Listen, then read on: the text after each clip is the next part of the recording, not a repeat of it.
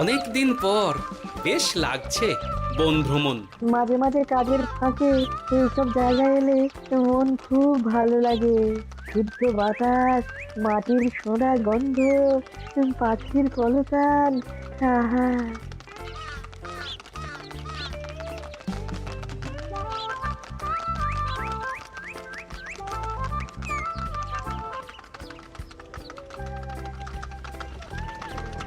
মহারাজের রথ থামছে। আমরা এইখানে বসে আজ রাজকার্য পরিচালনা করব। মন্ত্রী, তুমি ঝটপট এখানে বসার বন্দোবস্ত করে দাও। আমি এক্ষুনি ব্যবস্থা করে দিচ্ছি মহারাজ। এই এখানেই আমাদের বসার জন্য ছাউনি করে দাও। এক্ষুনি করে দিচ্ছি মন্ত্রী মশাই। এরা বসার জায়গাটা করে দিক, ততক্ষণ আমরা একটু হেঁটে আসি।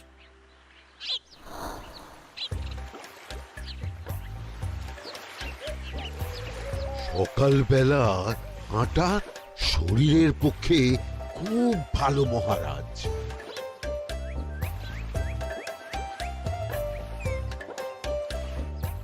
আগেকার দিনে রাজা মহারাজরা এই সব বনে মৃগয়া করতে আসতেন। মৃগয়া একদম ভালো নয় মন্ত্রী। তুমি জঙ্গলে আসছো অন্য প্রাণীদের মারতে। কেন মারবে? ওরা তো তোমার কোনো ক্ষতি করেনি। না, তা করেনি, কিন্তু তখন ওটা রাজা মহারাজাদের খেলা ছিল। শুনেছি আপনার প্রপিতামহ খুব ভালো বাঘ শিকার করতেন, অনেক বাঘ মেরেছেন। মন্ত্রী, তুমি একটা কথা হয়তো জানো না। আমার প্রপিতামহ শিকার করতেন, কিন্তু কোনো স্বাভাবিক জানোয়ারকে নয়, যে বাঘ মানুষ খেকো হয়ে প্রজাদের ক্ষতি করত। আমার প্রপিতামহ সেই সমস্ত বাঘদেরই মারতেন। এছাড়া উনি বন্য প্রাণী সংরক্ষণ করতে বড়ই ভালোবাসতেন।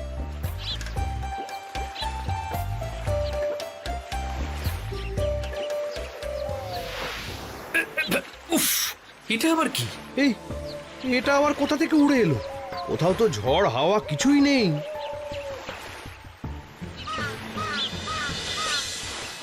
একটা ধাঁধা মহারাজ, এই কাগজে লেখা। ধাঁধা? পড়ো দেখি।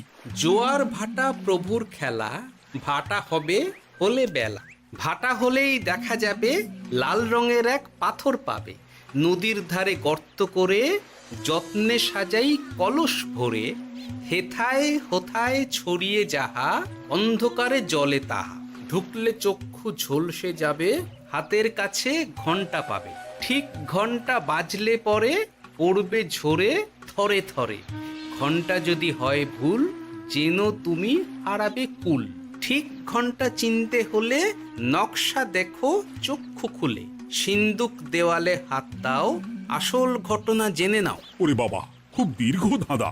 তা মন্ত্রী, তুমি কিছু বুঝলে? এটা একটা গুপ্তধনের নকশা। এর মধ্যে গুপ্তধন কোথায় আছে তার একটা ধারণা দেওয়া আছে। গুপ্তধন? ওটা আমাকে পেতেই হবে, পেতেই হবে। দেখি দেখি একবার কাগজটা দাও। গোপাল, কাগজটা আগে আমার হাতে দাও, দেখি ভালো করে। এখন নদীতে জোয়ার চলছে গোপাল। একটু পরেই ভাটা শুরু হবে। হ্যাঁ, ভাটা না হলে কিচ্ছু বোঝা যাবে না।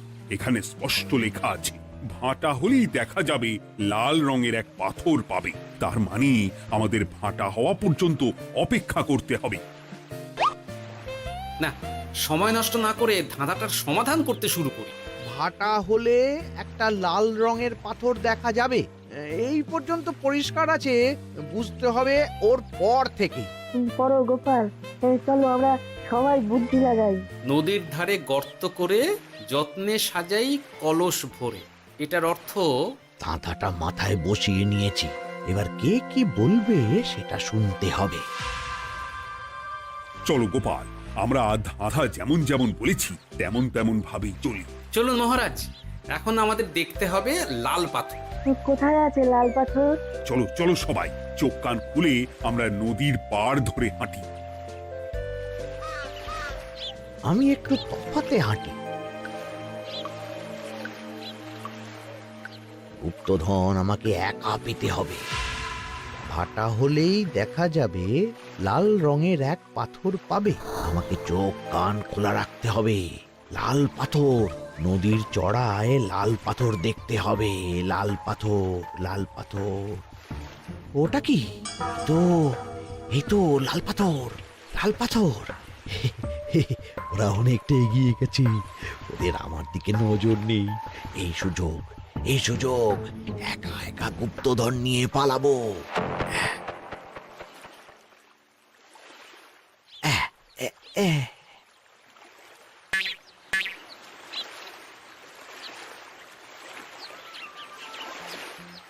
কি গো, আমরা তো হেঁটেই চলেছি, লাল পাথর তো কই দেখতে পাচ্ছি না। আরেকটু হাঁটতে হবে মহারাজ, গুপ্তধন বলে কথা, ওকে আর সহজে ধরা দেয়? সেটা অবশ্য সঠিক কথা। আচ্ছা, আমরা সবাই তো আসছি হেঁটে হেঁটে, মন্ত্রী মশাই গেলেন কোথায়? ও কি যে ঘটে! সত্যি তো, মন্ত্রী কোথায়? ও সেনাপতি, মন্ত্রীকে দেখেছো? কই, না তো মহারাজ। তাহলে কোথায় গেলেন মন্ত্রী মশাই? এই জঙ্গলে বাঘ ভাল্লুক আছে, শেষে কিনা বাঘে নিল। হায় হায় হায়, মন্ত্রী গিন্নির কাছে আমি কি মুখ দেখাবো? হুম, বাঘ ভাল্লুকের পেটে যাবার লোক তো মন্ত্রী মশাই নন। ও গোপাল, কি ভাবছো? কিছু তো একটা বলো। এখন আমাদের মন্ত্রী মশাইকেই খুঁজতে হবে। তবে মন্ত্রী মশাই বাঘ ভাল্লুকের পেটে যায়নি। তুমি নিশ্চিত হচ্ছ কি করে? অত পেঁচালো মানুষকে বাঘ ভাল্লুক গন্ধ শুকেই ছেড়ে দেবে, হজম করতে পারবে না। না না না, এখন রসিকতা করার সময় নয়, আমাদের মন্ত্রীকে খুঁজে বার করতেই হবে। কোথায় গেল মন্ত্রী? চলো চলো, গুপ্তধন মাথায় থাক, চলো মন্ত্রীকে খুঁজি। আহ, মন্ত্রী কোথায় গেল কে জানে। একবার পুরো ধাঁধাটা ঝালিয়ে নি। ভাটা হলেই দেখা যাবে লাল রঙের এক পাথর পাবে। ভাটা হয়েছে, লাল রঙের পাথরের মাথায় চাপ দিয়ে গুহার মুখও খুলেছি। এবার নদীর ধারে গর্ত করে যত্নে সাজাই কলস ভরে। এটাই তো ঠিক বুঝতে পারছি না।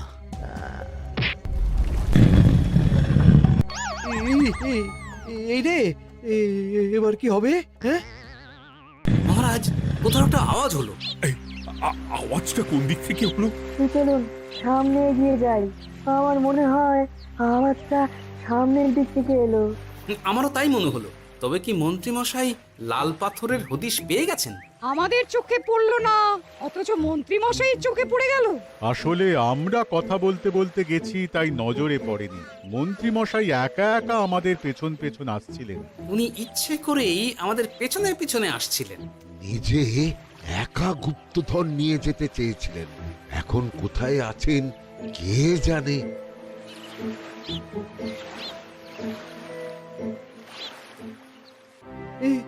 অন্ধকারে কিছু দেখতে পাচ্ছি না তো। দাঁতাতে কি ছিল? হ্যাঁ, কি ছিল? হেথায় হোথায় ছড়িয়ে যাহা, অন্ধকারে জলে তাহা, ঢুকলে চক্ষু ঝলসে যাবে, হাতের কাছে ঘন্টা পাবে। পেয়েছি পেয়েছি, ঘন্টাটা পেতে হবে। ঘন্টা।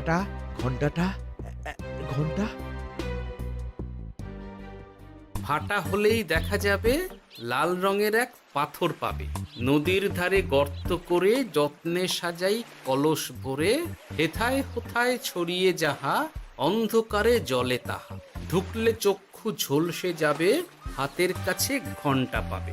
ঠিক ঘন্টা বাজলে পরে পড়বে ঝরে থরে থরে, ঘন্টা যদি হয় ভুল যেন তুমি হারাবে কুল। ঠিক ঘন্টা চিনতে হলে নকশা দেখো চক্ষু খুলে, সিন্দুক দেওয়ালে হাত দাও, আসল ঘটনা জেনে না। এবারে ভালো করে ঠান্ডা মাথায় ভাবতে হবে। ভাটা হলেই দেখা যাবে লাল রঙের এক পাথর পাবে। সেই লাল পাথরটাই তো খুঁজে পাওয়া যাচ্ছে না, অথচ মন্ত্রী মশাই খুঁজে পেলেন। আওয়াজটা কোথা থেকে আসছিল? এই কাছে পিঠে এই কোথা থেকে আওয়াজটা আসছিল।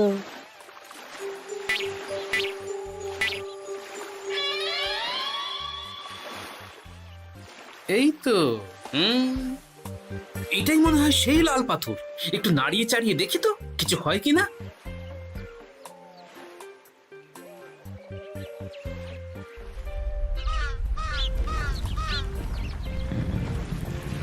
এই তো, কাজ হয়েছে। এই তো সুড়ঙ্গ। আপনারা নিচে নামুন। আপনারা কি দেখছেন সেটা বলবেন মহারাজ। সবাই যদি নেমে যাই, যদি কোনো কারণে সুড়ঙ্গের মুখ বন্ধ হয়ে যায়, তাহলে আর আমরা বাইরে বেরোতে পারবো না মহারাজ। গোপাল ঠিকই বলেছে, আমরা দুজন বাইরে থাকি। মহারাজ, আর একটা কথা, কোনো ঘন্টায় হাত দেবেন না, মনে আছে তো? ঘন্টা যদি হয় ভুল, যেন তুমি হারাবে কুল। ওরে বাবা, এই বয়সে আর কুল হারাতে চাই না। ঠিক আছে, তোমার কথাই অক্ষরে অক্ষরে পালন করব। দেখি এই সুরঙ্গে মন্ত্রীমশাইকে দেখতে পাই কিনা। চলুন মহারাজ, সুরঙ্গে নামি। সবাই সাবধানে নামো।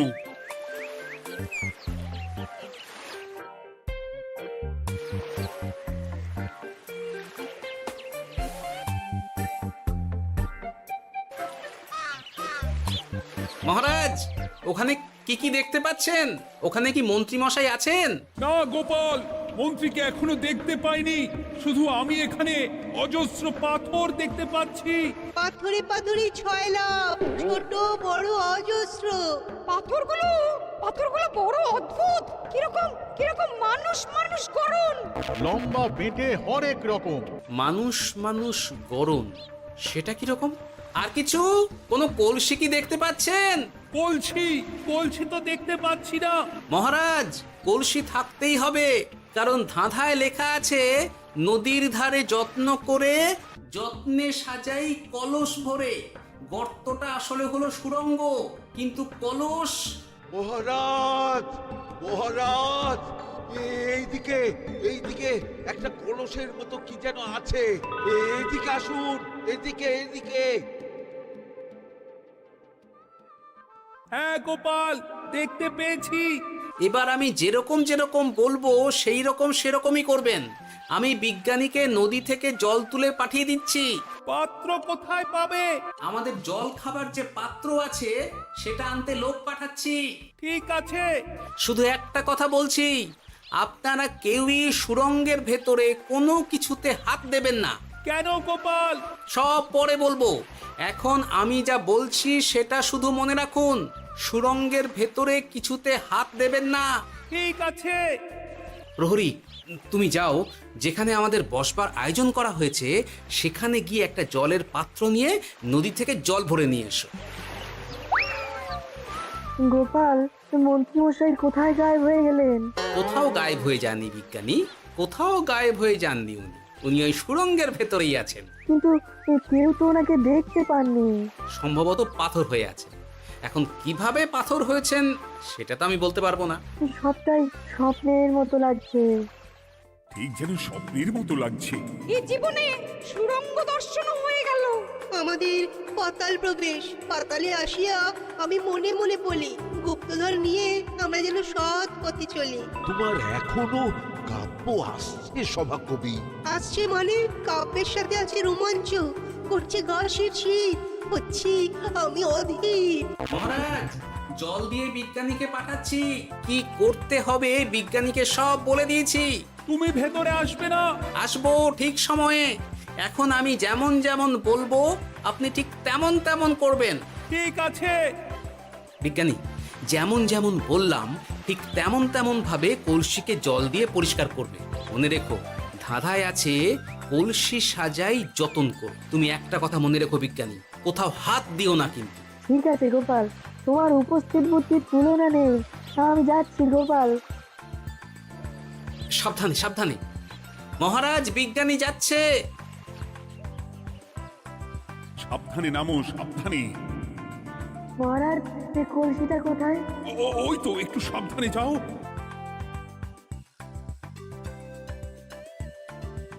বিজ্ঞানী, কলসির দেখা পেয়েছো? পেয়েছি পেয়েছি পেয়েছি। এবারে কলসিটাকে ভালো করে জল দিয়ে ধুয়ে দাও। কলসির আলোয় সুড়ঙ্গ আলোকিত গোপাল। এরপর কি? ভালো করে দেখুন মহারাজ, কোথাও ঘন্টা দেখতে পাচ্ছেন কিনা। ঘন্টা একটা তো নয়, সার সার ঘন্টা, অনেকগুলো ঘন্টা। সাবধান, ঘন্টায় হাত দেবেন না, শুধু দেখুন।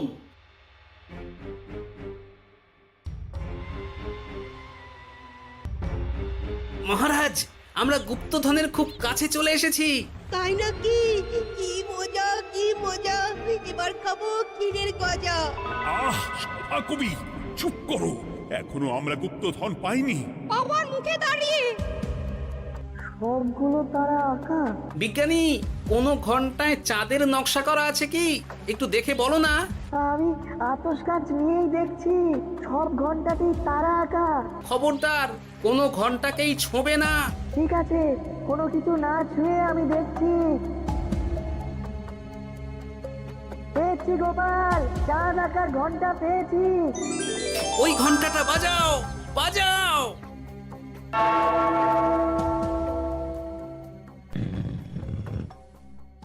গুপ্তধন পেয়েছেন মহারাজ? বাঁচাও বাঁচাও বাঁচাও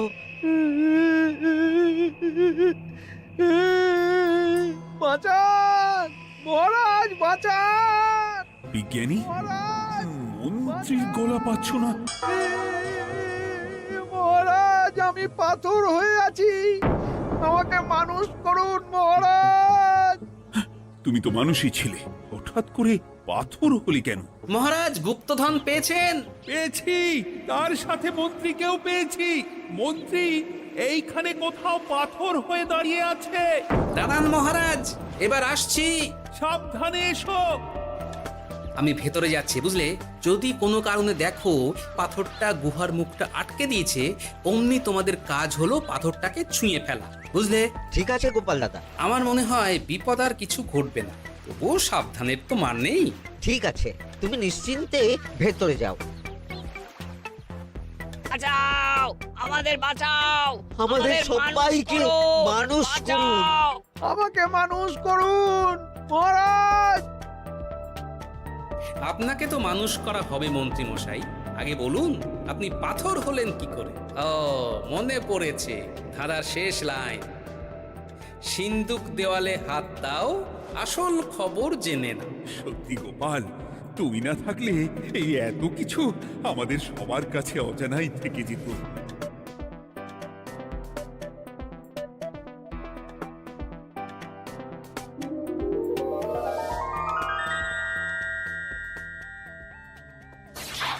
ধন্যবাদ আমাকে মুক্ত করার জন্য। আপনি কে? আমি যক্ষ। আমাকে এই ধন সম্পত্তি পাহারা দেওয়ার জন্য এক ডাকাত দলের সর্দার যক্ষ করে রেখেছিল। আমি 100 বছর ধরে এইখানে যক্ষ হয়ে আছি। আমি তোমার জন্য মুক্ত হলাম গোপাল। এই সম্পত্তি তোমার গোপাল। সম্পত্তি নিয়ে আমি কি করব? আমি এই সব সম্পত্তি মহারাজকে দান করলাম, রাজ্যের অনেক কাজ হবে। তুমি ধন্য গোপাল, তুমি ধন্য। এবার আমার যাবার সময় এসেছে, আমাকে যেতে হবে। যাবার আগে এই পাথরগুলোকে মানুষ করে যান। এরা সব লোভী। আমি আমার সীমিত ক্ষমতায় এই গুপ্তধনের ধাঁধাকে এখানে যারাই ভ্রমণ করতে আসে তাদের হাতে তুলে দিই, কিন্তু কেউ এই ধাঁধার সমাধান করতে পারে না। সবার মনে লোভ কাজ করে, এই লোভ এদেরকে পাথর করে রেখেছে। পাথর হলো কি করে? একটা মানুষ এসে বুক ভরা লোভ নিয়ে আধা পুরো না জেনে পাথরে হাত দিলেই সে পাথর হয়ে যাবে। আমাদের আমাদের আমাদের ভুল ভুল হয়েছে, আর লোভ আর করবো লোভ না, করবো না। আমাদের বাঁচাও। আমাকে মুক্ত করে দিন, আমার খুব ভুল হয়েছে মহারাজ, মুক্ত করে দিন আমায়। তুমি এখানে আগে এসেছিলে, তাই তো আগে এসে ভাবলে নিজেই একা একা গুপ্তধনকে হরপ করে দেবে। এদিকে তোমাকে না দেখতে পেয়ে আমাদের কত চিন্তা হচ্ছিল। যারা লোভী তারা কারো কথা ভাবে না, শুধু নিজের কথা ভাবে। আমাকে আর একটা সুযোগ দিন, আমি আর লোভ করব না মহারাজ। ও, তোমার কথার কোনো দামই নেই। না মহারাজ, আমাকে আমাকে আর একটা সুযোগ দিয়ে দেখুন, আমি আর লোভ করব না, আমাকে মানুষ করুন মহারাজ। আমাদের সবাইকে আমাদের মানুষ সবাইকে করুন। মানুষ করুন, দয়া দয়া করে করুন, দয়া মানুষ করুন। করুন। যক্ষরাজ, এদের আপনি ক্ষমা করে দিন। ঠিক আছে, তোমাদের আবার মানুষ করে দিচ্ছি। আহ আহ, বাঁচলাম বাঁচলাম। এই রকম বারবার বাঁচা যাবে না, কিন্তু এবার সাপ ব্যাং যাই হবে না কেন ওইভাবেই থাকতে হবে, এই আমি বলে দিলাম। এবার আমার মুক্তি। মুক্তি নেবার আগে আরেকটা প্রশ্ন, যে ডাকাত সর্দার তার সম্পত্তিকে রাখার জন্য আপনাকে যক্ষ বানিয়েছিল, এ সম্পত্তি তো তাদের, আমরা তো নিতে পারি না। লোভ বড় খারাপ গোপাল, অতিরিক্ত লোভ মানুষকে পশু করে দেয়। ওই ডাকাত দল এই সম্পত্তির জন্যে সবাই কাটাকাটি করে মরে গেছে, কেউ আর বেঁচে নেই। সুতরাং এই সম্পত্তিতে তোমার অধিকার আছে, এই সম্পত্তি তুমি গ্রহণ করো। নিলাম আমি, কিন্তু এই সম্পত্তি মহারাজকে আমি দান করলাম। ডাকাত দল জনগণের সম্পদকে লুটেই তো সম্পত্তি বানিয়েছে, তাই আমি জনগণের কাজে লাগবার জন্যই এই সম্পত্তি মহারাজকে দিলাম। গোপাল, তোমার জয় হোক। এবার তাহলে আমি যাই, তোমরা সবাই সুখে থেকো আর ভালো থেকো। গোপাল, তোমার তুলনা হয় না। তোমার ঋণ আমি কোনোদিন শোধ করতে পারবো না। তুমি কৃষ্ণনগরের জন্য যা করলে তা ইতিহাসে লেখা থাকবে। না মহারাজ, আমি এমন কিছু করিনি, এই কাজ সবাই করবে। জয় গোপালের জয়, জয় গোপালের জয়, জয় কৃষ্ণনগরের জয়। জয় কৃষ্ণনগরের জয়।